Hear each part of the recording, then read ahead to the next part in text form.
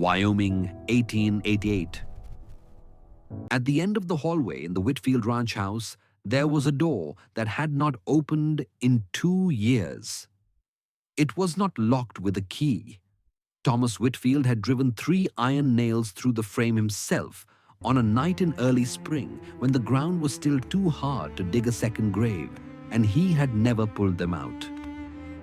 Thomas was 34 years old, a cattleman by trade and by blood, the kind of man who could read a coming storm in the color of the grass before anyone else in the county could smell rain. He had buried his wife Sarah on a Tuesday, and by Thursday he was back on his horse, because the herd did not care that his chest felt like a caved-in well. What the county saw was a rancher who worked from before light until after dark.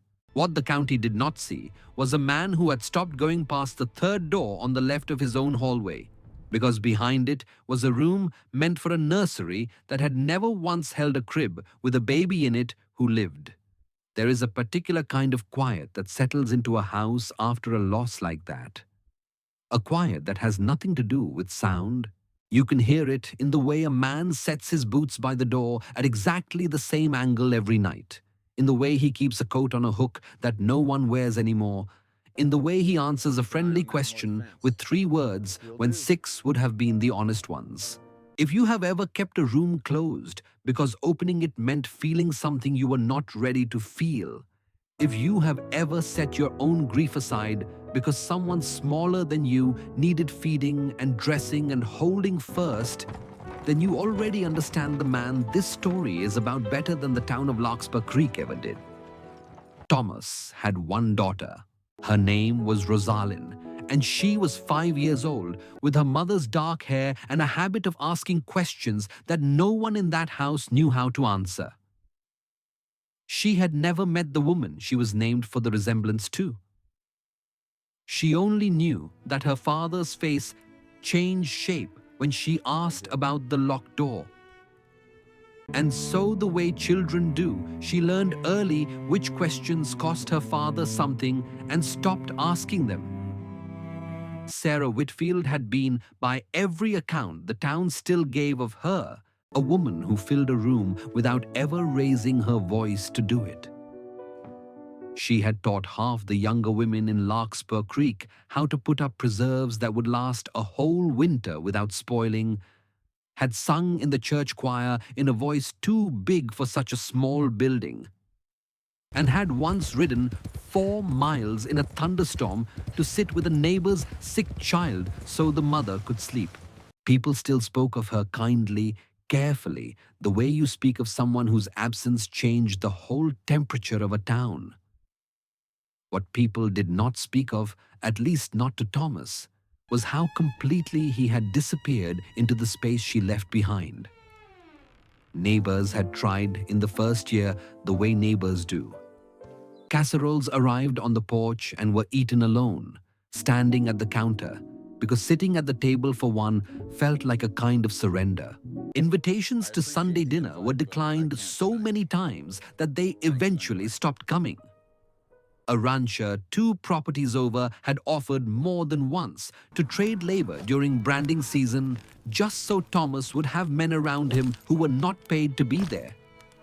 Thomas always found a polite reason to decline, and eventually the offers thinned out into the kind of distant, careful friendliness a town gives a man it has decided cannot be reached. I want to stop here for just a moment. This story has found listeners in Brazil, in Nigeria, in India, in the Philippines, in Mexico, in South Africa, in places I never imagined a story about a Wyoming ranch house would ever reach.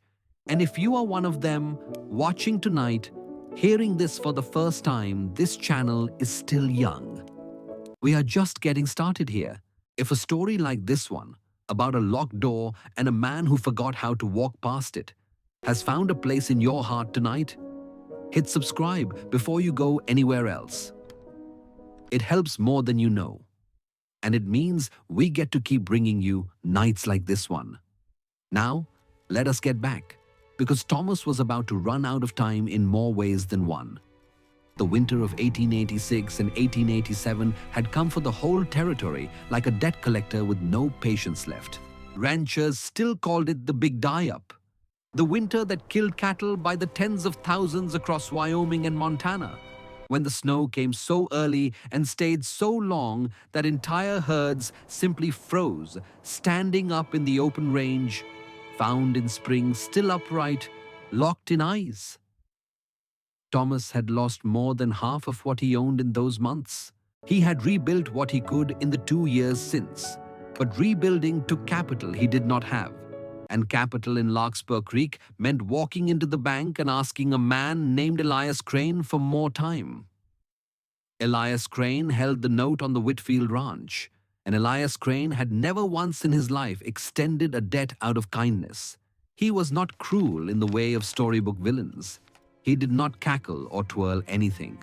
He simply believed, with the flat certainty of a man who had never gone hungry, that land unpaid for should change hands, and that Thomas Whitfield's grief was not collateral the bank could accept. Crane had also for 2 years wanted the Whitfield land for a reason that had nothing to do with cattle and everything to do with the railroad survey line that ran suspiciously close to its northern fence. Thomas had gone into that bank the previous autumn, hat in hand, and asked plainly for a season of patience while the herd rebuilt its numbers. Crane had listened to the whole request without once looking up from the papers on his desk, and had answered only that the bank did not extend patience, it extended credit, and credit came due whether or not a man's wife was in the ground. Thomas had walked out of that office and not gone back inside it for months, choosing instead to let the letters pile up unopened rather than sit across from a man who spoke of Sarah's death the way other men spoke of bad weather. An inconvenience to be worked around rather than a thing that had happened to him. Into this house, in the early days of that spring, came a woman named Eleanor Price. She arrived in Larkspur Creek on the same stagecoach that brought the mail, with one trunk and a letter of reference from a family in Cheyenne who had employed her as a housekeeper and seamstress until their children grew old enough not to need one. She was 28, unmarried, plain-spoken in a way that unsettled some of the town's more delicate company, and entirely unbothered by that fact. She took a room above the dressmaker's shop and began taking in mending work the same week she arrived, because a woman on her own in a cattle town needed an income that did not depend on any man's good opinion of her. What the letter of reference did not say, because Eleanor had never told the family in Cheyenne, was that she had once been engaged to marry a young surveyor named Henry, and that Henry had died of a fever 2 winters before she ever set foot in Wyoming, leaving her with a small trunk of letters she still had not been able to throw away, and a private, well-guarded understanding of exactly what it cost a person to keep loving someone who was no longer there to love back. She did not mention this to anyone in Larkspur Creek. She simply carried it the way people carry those things, quietly, in the part of themselves reserved for weight no one else is asked to help hold. It was the schoolteacher, Mrs. Abigail Ford, who first mentioned Thomas Whitfield's name to her, and she did not mention it kindly. "He needs someone for the child and the house," Abigail said, over a cup of coffee that had gone cold between them. "God knows he needs someone. But I will tell you plainly, Miss Price, so you are not caught unaware. That man buried his wife and buried himself right alongside her. He has not so much as looked twice at a woman since, and half the town believes he never will again. Take the position if you need the wage. Just do not go falling for a man who keeps his own house locked up tighter than his heart." Eleanor thanked her for the coffee and for the warning, and took the position anyway, because $5 a week was $5 a week, and because she had buried something of her own once, though she did not speak of it to strangers over coffee. This is the second story on this channel. If stories like this one mean something to you, subscribe and leave a like. It genuinely helps a small channel like this one grow. I would love to know in the comments below where in the world you are listening from tonight and what you are doing while you listen. Are you lying in bed with the lights already off? Are you at a kitchen table with something cooling in front of you? Are you somewhere entirely unexpected? I like knowing that these stories travel to every corner of the world while we tell them. Now let us get back, because Eleanor Price was about to meet the man the whole town had warned her about. The Whitfield Ranch sat 2 miles outside town proper, a solid house of grey timber with a porch that wrapped around 2 sides, and a hallway inside it that Eleanor noticed on her very first day, because a 5-year-old girl stopped dead in front of a particular door and would not walk past it, choosing instead to squeeze against the opposite wall like the door itself might reach out and take something from her. "What is behind Can we there?" open it? Eleanor asked, not of the child, open it? but of Thomas, when he came in from the barn that evening and found his housekeeper standing in his hallway with an expression he did not care for. "Nothing that concerns the house," he said, and that was the end of the conversation, the way it had been the end of every conversation on that subject for 2 years.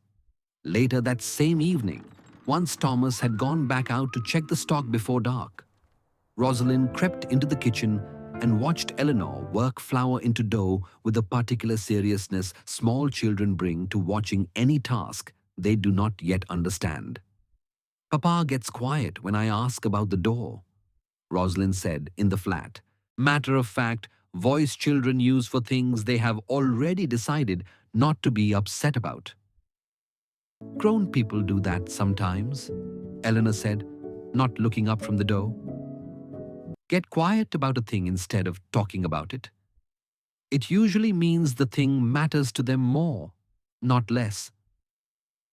Mrs. Ford says Papa is sad all the way through, like a bruise that never healed." Eleanor considered that for a moment, the way she considered most things Rosalind said, with more care than the girl's age might have seemed to require. "I think your papa loves Take your time. careful," she said be there. finally.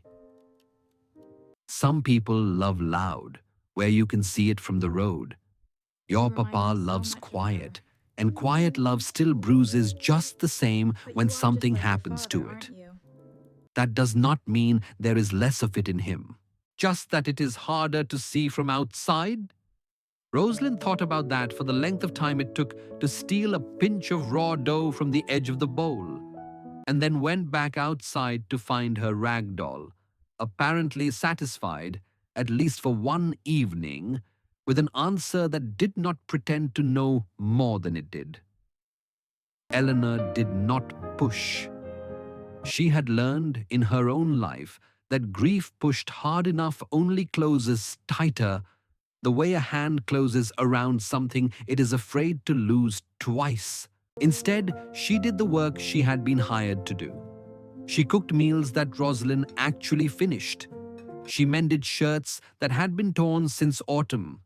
She kept the household ledger out of habit more than instruction, and it was there, 3 weeks into her employment, that she found the letter from the bank tucked unopened into the back page, dated a full 10 days earlier.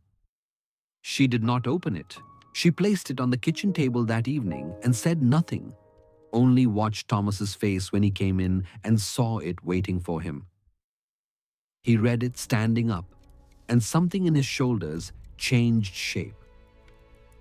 60 days, he said finally, more to the room than to her. Crane wants the note settled or the land forfeit in 60 days. Then you have 60 days, Eleanor said, to prove to that man he is wrong about what this ranch is worth. Thomas looked at her the way a man looks at someone who has just said something he had stopped letting himself believe was possible. Over the following weeks, Eleanor became something the household ledger had never had before, which was a second set of eyes that were not exhausted by grief. She found money owed to the ranch that had never been collected, a debt from a neighboring rancher for cattle sold on credit 2 summers back, forgotten in the fog of that first terrible year. She found a buyer 3 towns over willing to pay a fairer price for the herd's wool than the dealer Thomas had been selling to out of habit rather than good sense. None of it alone would settle Crane's note in full. Together, it began to look like something that might. Thomas started coming in from the range earlier, not because there was less work, but because there was a reason to sit at his own table again and talk through numbers with someone who did not flinch when he raised his voice out of frustration, and who did not lower her eyes when he apologized for it after. Rosalind, for her part, began sleeping through the night for the first time in longer than her father could remember, curled up with a rag doll that Eleanor had sewn her from an old flour sack, its yarn hair the same dark shade as the child's own. It was around this same time that Sarah's older sister, Louisa Bennet, wrote to say she would be arriving by train from Cheyenne to see how her niece was faring. She arrived a week later with 2 trunks instead of 1, which Thomas recognized immediately as the luggage of a woman who intended to stay long enough to form an opinion and act on it. Louisa loved Rosalind genuinely, in the particular fierce way of a woman who had lost a sister and transferred a portion of that grief into worrying over the child left behind. She also, from the moment she stepped off the train, made her opinion of the household's current arrangement extremely clear. A man alone with a hired woman in his house and a 5-year-old asking questions she should not have to ask, Louisa said to Thomas on her second evening there, once Rosalind had been put to bed. People talk, Thomas. And even setting talk aside, what kind of life is this for her? No mother, a father who works from dark to dark, and a stranger keeping the household because you cannot bear to keep it yourself. Eleanor is not a stranger, Thomas said. Not anymore. Eleanor is an employee, Louisa said, not unkindly, but firmly, in the tone of a woman used to being listened to. I have a home in Cheyenne with room enough, and a husband who dotes on children, and no locked doors in it that a little girl has to grow up frightened of. I could give Rosalind a mother in every sense but blood, Thomas, and you know it. It was, Thomas would admit later, the most honest anyone had spoken to him in 2 years. And it frightened him precisely because there was truth buried inside the unkindness of it. He did not sleep that night. He walked the length of his own porch until well past midnight, turning the accusation over the way a man turns over a stone to see what is living underneath it. Eleanor found him there near 1 in the morning and did not ask what was wrong, because she had heard enough of the conversation through the kitchen window to already know. She is not entirely mistaken, Thomas said before Eleanor could speak. I know. I have kept that girl in a house with a locked door in it for 2 years. I have let my own grief take up more room in her childhood than her own mother ever got to.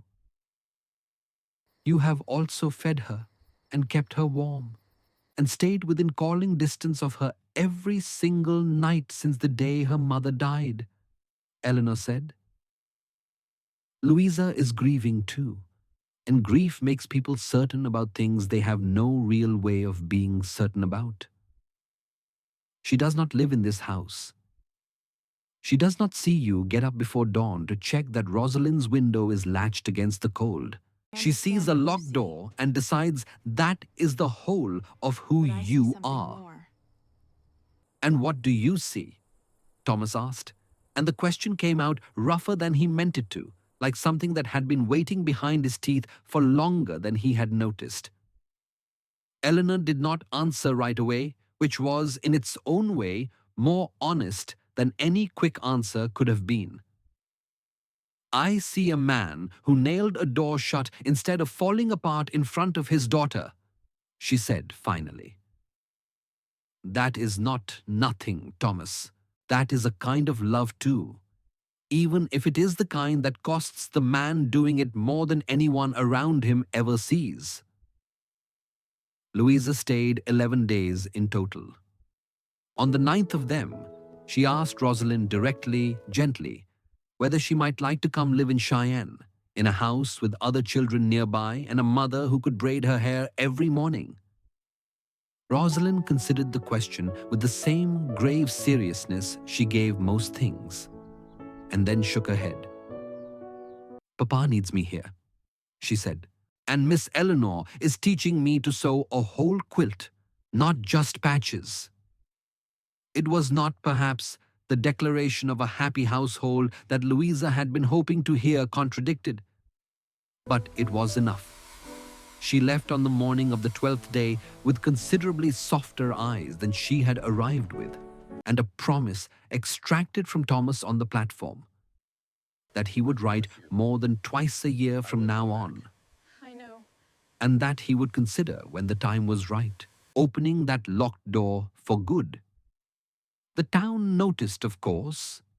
In a place the size of Larkspur Creek, everything is noticed eventually. Abigail Ford noticed it in the way Eleanor's name started appearing beside Thomas's in the kind of talk that traveled from the general store to the church steps and back again. She cornered Eleanor after Sunday service, not unkindly, but firmly. Yes, I warned you, Abigail said quietly, not to fall for that man. I understand. I am keeping his ledger and raising his daughter's spirits, Eleanor answered. I have not fallen anywhere. But she said it too quickly. And Abigail, who had raised 3 children of her own and buried a husband besides, only smiled the small, sad smile of a woman who recognized the shape of a lie told to protect something fragile.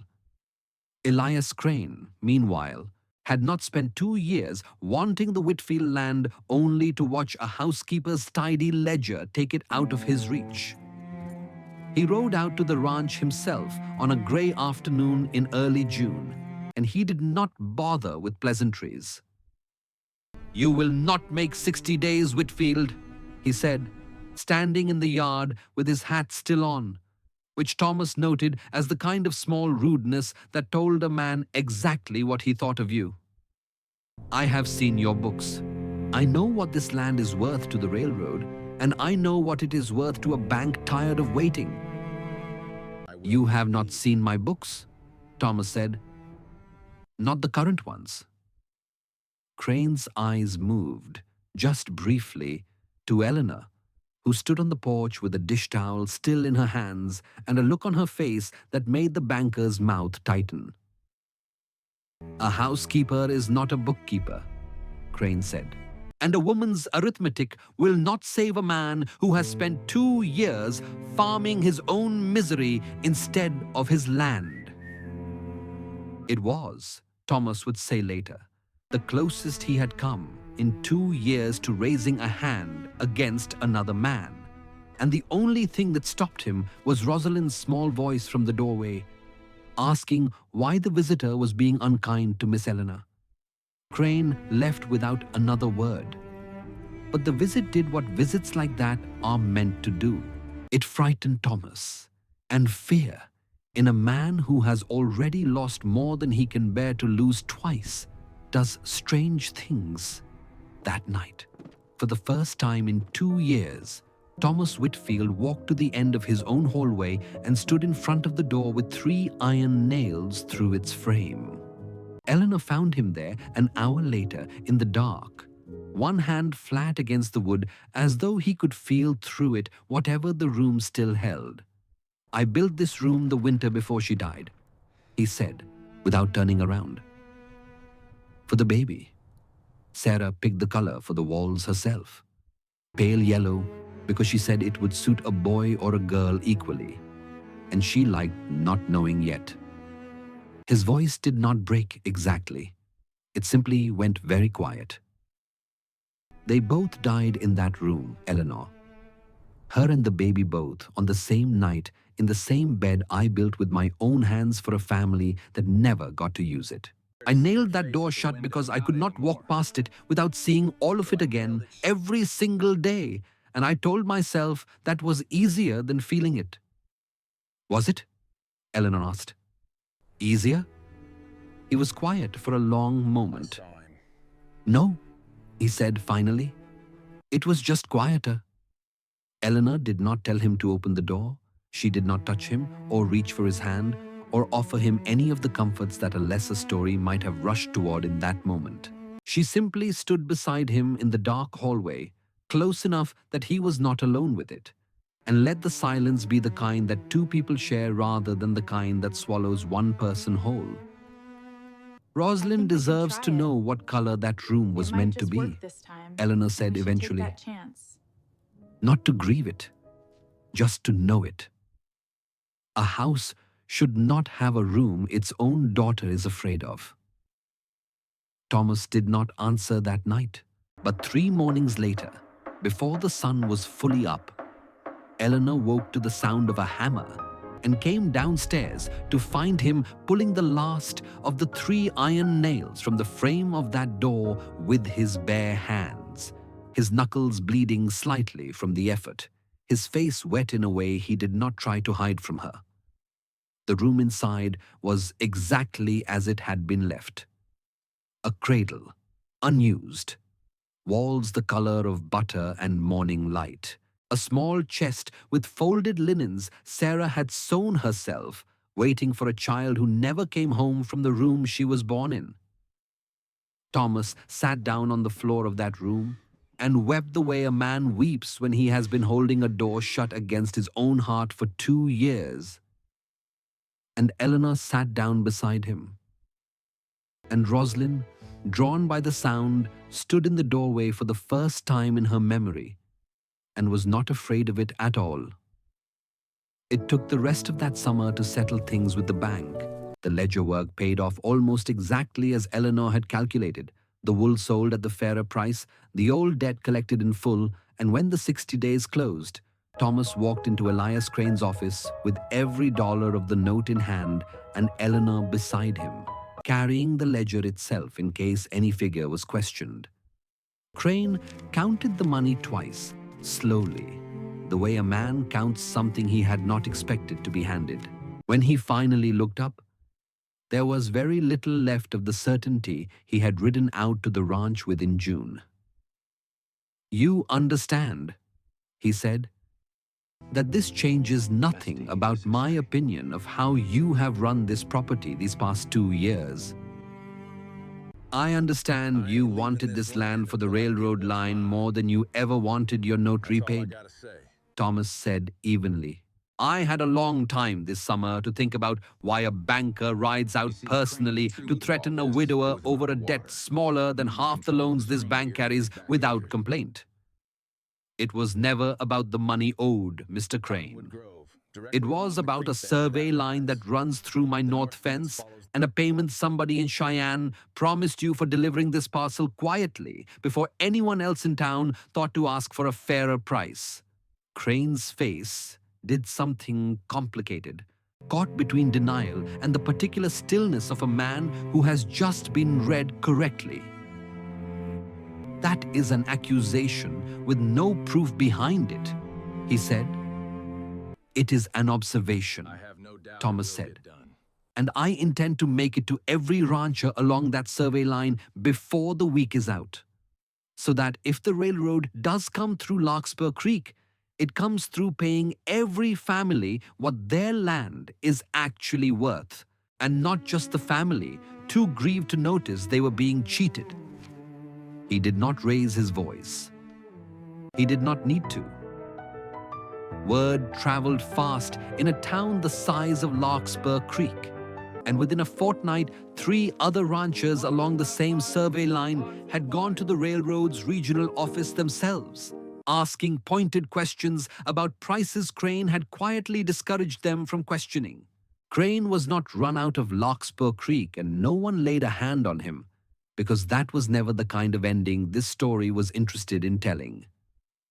He simply found himself, within a year, transferred to a smaller bank 2 counties over, and the town's business moved, gradually and without much ceremony, to a younger banker who did not confuse a family's grief with an opportunity. Crane never got his railroad line. 2 years later, it was surveyed a mile to the south instead. And if that disappointed him, he had the decency, or perhaps simply the good sense, never to ride out to the Whitfield ranch again. 6 years passed. The nursery became, eventually, exactly what it had always been meant to be, though not in the way anyone in that house could have predicted on the night the last nail came out of the door. It held by then a crib that had been used twice over, first for a boy named after no one in particular, simply because Thomas and Eleanor liked the sound of his name, and later for a second child, a girl, who grew up never once afraid to walk past that door, because for her it had never been locked at all. The walls were still the same pale yellow Sarah had chosen, kept that color on purpose, repainted twice over the years to stay exactly as bright as she had left it. Louisa visited every summer by then, and stayed in the room that had once been meant only for guests too polite to be told the truth about how unwelcome they were. She had long since This one stopped matches asking perfectly, Rosalind doesn't to it? consider Yes, it Cheyenne, absolutely does. and had instead taken to bringing fabric from the city for Eleanor's sewing. The two of them spending long afternoons at the kitchen table over patterns neither of them entirely agreed on, arguing amiably about hemlines the way women do who have decided somewhere along the way to become something like family to each other. Rosalind, at 11, had grown into a girl who finished whole quilts on her own now, and who told anyone who asked that she intended to open a dress shop of her own one day, exactly like the one above which Miss Eleanor used to live before she came to keep house for a man who did not yet know he needed keeping. On a warm evening in late summer, Thomas stood on the porch of the ranch house, watching Rosalind teach her younger brother to whistle through a blade of grass, the way she herself had been taught years before, in a kitchen that no longer felt like a place where questions went to die unanswered. Eleanor came out to join him, drying her hands on the same kind of dish towel she had been holding the day Elias Crane rode into their yard and told her that a woman's arithmetic would not save this family. He was wrong about a great many things, Thomas said, watching her settle beside him. He was, Eleanor agreed, though I will say, in fairness, my arithmetic really did save this family. Thomas laughed, an easy, unguarded sound that would have been unrecognizable to the man he was the year Eleanor Price stepped off a stagecoach into a town that warned her not to fall for him. I think about that locked door more than I expected to when I first heard this story. Most of us are not ranchers in Wyoming, and most of us have never nailed a door shut against a grief too large to walk past every day. But I think all of us know what it feels like to keep some room of ourselves closed, telling ourselves it is easier that way, when really it is only quieter. This story is not really about a house at all. It is about the difference between surviving a life and actually living inside it again, and about how sometimes the bravest thing a person can do is let someone else stand beside them while they finally open a door they have been too afraid to face alone. If there is a door like that in your own life tonight, I hope this story finds you exactly when you need it. And I hope, when you are ready, you do not have to open it by yourself either. Take care of each other out there, and I will see you in the next one.